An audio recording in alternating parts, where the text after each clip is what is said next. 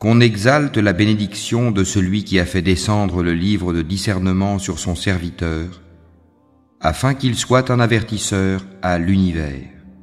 Celui à qui appartient la royauté des cieux et de la terre, qui ne s'est point attribué d'enfant, qui n'a point d'associé en sa royauté, et qui a créé toutes choses en lui donnant ses justes proportions.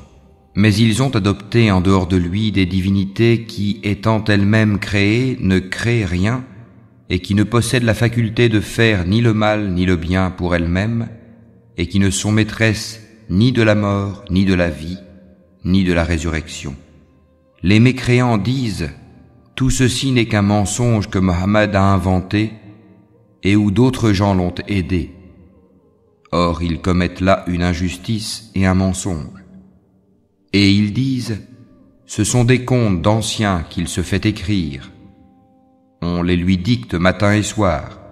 Dis, l'a fait descendre celui qui connaît les secrets dans les cieux et la terre, et il est pardonneur et miséricordieux.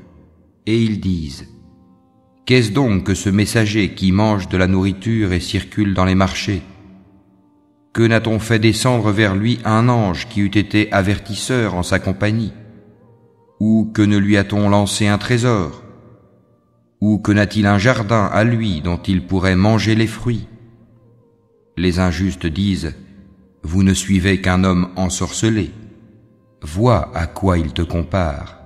Ils se sont égarés, ils ne pourront trouver aucun chemin.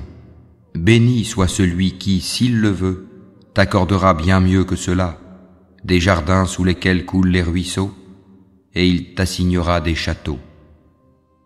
Mais ils ont plutôt qualifié l'heure de mensonge. Nous avons cependant préparé pour quiconque qualifie l'heure de mensonge une flamme brûlante. Lorsque de loin elle les voit, ils entendront sa fureur et ses pétillements.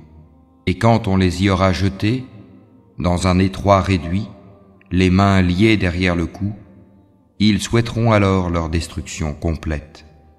Aujourd'hui, ne souhaitez pas la destruction une seule fois, mais souhaitez-en plusieurs.